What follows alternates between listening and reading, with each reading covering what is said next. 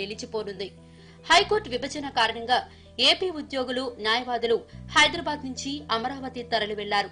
దీంతో హైకోర్టు వద్ద భావోద్వేగ వాతావరణం కనిపించింది. అందరూ భారమైన హృదయాలతో పలకరించుకున్నారు. ఇన్నేళ్ల తీపి జ్ఞాపకాలను గుర్తు తెచ్చుకుంటూ కంటతడి పెట్టారు. మాకు ఇక్కడున్నప్పుడు చెప్పినట్టు ఎప్పుడూ కూడా ఒక్క నిమిషం కూడా మాకు ఏ విధమైన ఎప్పుడు ప్రాబ్లం లేదు. కలిసిమెలిసే ఉన్నాము. విడిపోవటం అన్నది అది ఇన్విటబుల్. మేము కూడా మాకు ఆనందంగా ఉంది.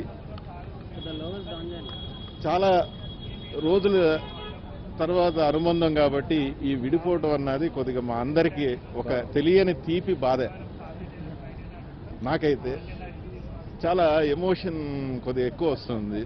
చాలా అందరూ బాధపడతా దానికి బాధన్న ఒక మంచి బాధ ఇది, అంతే తప్పించి వేరే చెడు అవుతున్న బాధ కాదు. ఇది ఒక మంచి బాధ. మేము వెళ్ళిపోతూ ఇన్ని రోజులు కలిసి ఉన్న వలన ఇన్ని రోజులు ఇక్కడ ఉన్నాం. ఈ అసోసియేషన్ ఆ బిల్డింగ్ చూస్తుంటే కూడా 30 సంవత్సరాలు ఈ బిల్డింగ్ లో చేసి మాకు అక్కడ ఇంకా మంచిది వస్తుంది 100%. రెండు హైకోర్టులు వేరువేరు ప్రాంతాల్లో పనిచేయాల్సిన పరిస్థితి ఏర్పడ్డది కాబట్టి కొంత బాధతోనైనా మేము విడిపోవడం అంటే విడిపోవడం కాదు, మనసులు ఎప్పుడు కలిసి ఉంటాయి, మా ఫ్రెండ్షిప్ ఎప్పుడు ఉంటుంది. ఫిజికల్గా కొంత దూరంగా ఉన్నప్పటికీ ఖచ్చితంగా మేము హైకోర్టుకు పోయి ప్రాక్టీస్ చేయొచ్చు, వాళ్ళు ఇక్కడ వచ్చి కూడా ప్రాక్టీస్ చేయొచ్చు. ఈ క్రమంలో తప్పకుండా మేము కలిసే ఉంటామని చెప్పేసి రెండు అసోసియేషన్లు ఈ రోజు వరకు కూడా చాలా కోఆపరేషన్తో కలిసి పనిచేసుకున్నాం. ఎలాంటి మనస్పర్ధలు లేకుండా చాలా ఆనందంగా ఇవాళ విడిపోతా ఉన్నాం. విడిపోయేటప్పుడు నిజంగానే జడ్జెస్ కానీ మేము కానీ కళ్ళ నీళ్లు పెట్టుకున్న పరిస్థితి మేము చూసాం. ఏపీ న్యాయవాదులు సిబ్బందికి తెలంగాణ న్యాయవాదులు సిబ్బంది ఆత్మీయ వీడ్కోలు సమావేశం ఏర్పాటు చేశారు. ప్రత్యేక బస్సుల్లో బయలుదేరే ముందు ఒకరికొకరు శుభాకాంక్షలు తెలిపారు. బయలుదేరే ముందు ప్రత్యేక పూజలు చేశారు. మరపురాని రోజులంటూ చెప్పుకున్నారు. సెల్ఫీలు తీసుకున్నారు. హైదరాబాద్ తో ఉన్న అనుబంధాన్ని గుర్తు చేసుకుంటూనే ఏపీ హైకోర్టును నెంబర్ 1 గా తయారు చేసుకుంటామన్నారు. తప్పకుండా ఏపీ హైకోర్టు కూడా the best high court in India అవుతుంది, నో డౌట్. మేము అంత కష్టపడి దానికోసం చేస్తాము. అయినా సరే 30 సంవత్సరాల క్రితం మేము అందరినీ అక్కడ కుటుంబాలని, తల్లిదండ్రుల్ని వదిలి ఇక్కడికి వచ్చి ప్రాక్టీస్కి వచ్చాం. అప్పుడు ఎట్లాంటి బాధ ఉందో ఇప్పుడు ఇంచుమించు అదే బాధ ఫీల్ అవుతున్నాం. ఇక్కడ కుటుంబం ఎక్కువైంది. అక్కడైతే ఒకే ఫ్యామిలీ వదిలొచ్చాం.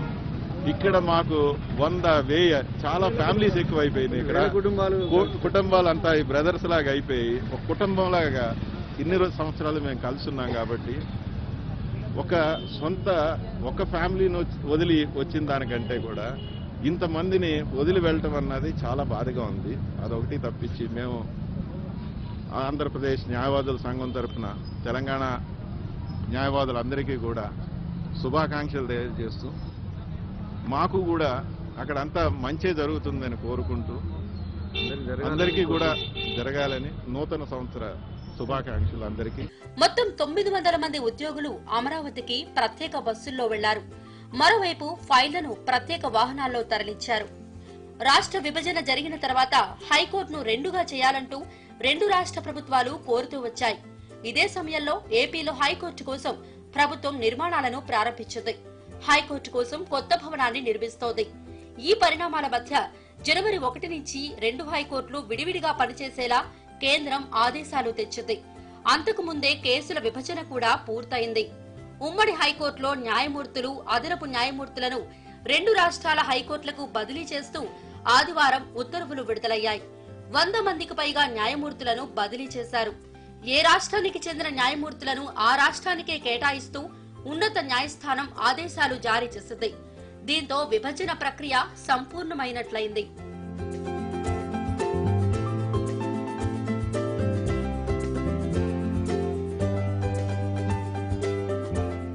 మరోవైపు అమరావతి పరిధిలో నిర్మిస్తున్న కొత్త భవనం పూర్తయ్యే వరకు హైకోర్టు తరలింపు నిర్ణయం వాయిదా వేయాలని ఏపీ హైకోర్టు న్యాయవాదుల సంఘం వేసిన రిట్ పిటిషన్ పై అత్యవసర విచారణ చేపట్టలేమని సుప్రీంకోర్టు స్పష్టం చేసింది.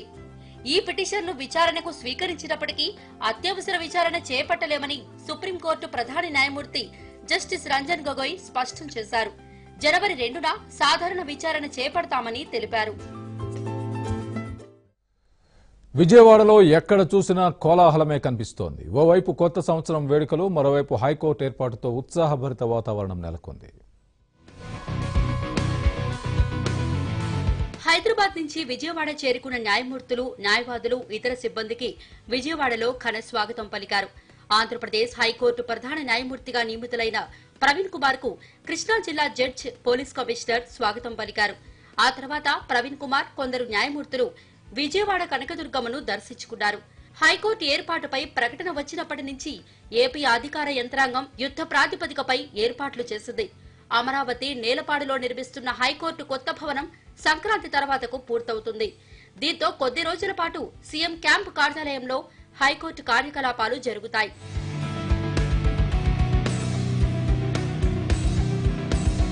ఇందుకోసం సీఎం క్యాంప్ ఆఫీసులో 10 కోర్టు హాళ్లను సిద్ధం చేశారు. ఇందుకోసం ఆయా హాళ్లలో ఫర్నిచర్ ను, కంప్యూటర్లను ఏర్పాటు చేశారు. మరోవైపు R&B నూతన కార్యాలయంలో కోర్టు పాలనా సిబ్బంది పనిచేసేందుకు అవసరమైన ఏర్పాట్లు చేశారు. జనవరి 1 నుంచి 4వ తేదీ వరకు పూర్తి స్థాయి కోర్టు కార్యకలాపాలు విజయవాడ సీఎం క్యాంపు కార్యాలయం నుంచి కొనసాగుతాయి. 5వ తేదీ నుంచి 24 వరకు సెలవులు కావడంతో వెకేషన్ కోర్టు కూడా సీఎం క్యాంపు కార్యాలయం నుంచి కొనసాగుతుంది.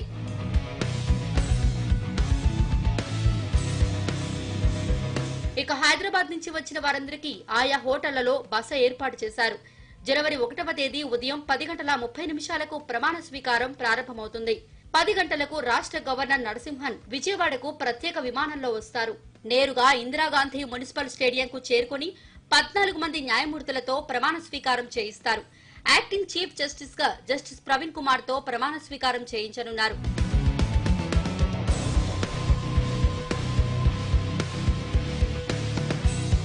ప్రమాణ స్వీకారం పూర్తయిన వెంటనే వీరందరికీ చంద్రబాబు లంచ్ ఇవ్వనున్నారు. అమరావతిలోని నేలపాడు వద్ద నిర్మిస్తున్న హైకోర్టు భవనం పూర్తయిన వెంటనే ఫిబ్రవరి మొదటి వారంలో సుప్రీంకోర్టు ప్రధాన న్యాయమూర్తితో ప్రారంభించాలని ప్రభుత్వం నిర్ణయించింది. 4 ఎకరాల్లో 2,50,000 చదరపు అడుగుల్లో G+2గా ఈ భవనాన్ని నిర్మిస్తున్నారు. మొత్తం 16 కోర్టు హాల్స్ నూతన భవనంలో ఉండనున్నాయి. కోర్టు హాల్స్ తో పాటు ప్రభుత్వ న్యాయవాదులు, ఇతర లాయర్లు, సిబ్బందికి ప్రత్యేకంగా గదులు కూడా ఏర్పాటు చేశారు. ఏపీ, తెలంగాణలకు నియమితులైన చీఫ్ జస్టిస్లిద్దరూ న్యాయకోవిదులే. ఇద్దరూ న్యాయవాదులుగా అనేక సంచలనాత్మక కేసులు వాదించారు.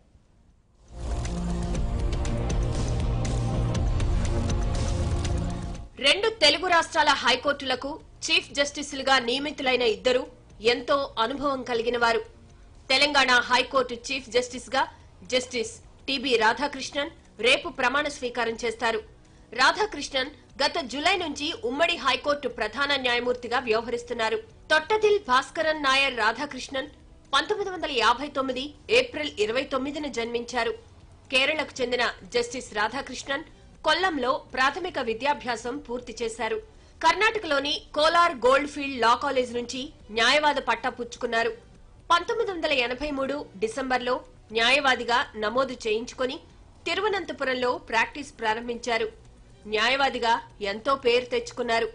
2004లో కేరళ హైకోర్టు న్యాయమూర్తిగా నియమితులయ్యారు. 2017 నుంచి ఛత్తీస్గఢ్ ప్రధాన న్యాయమూర్తిగా విధులు నిర్వర్తిస్తున్నారు. 15 నెలల పాటు అక్కడ బాధ్యతలు నిర్వహించిన తర్వాత ఉమ్మడి హైకోర్టుకొచ్చారు. ఇప్పుడు హైకోర్టు విభజనతో తెలంగాణ చీఫ్ జస్టిస్ గా ప్రమాణ స్వీకారం చేయబోతున్నారు.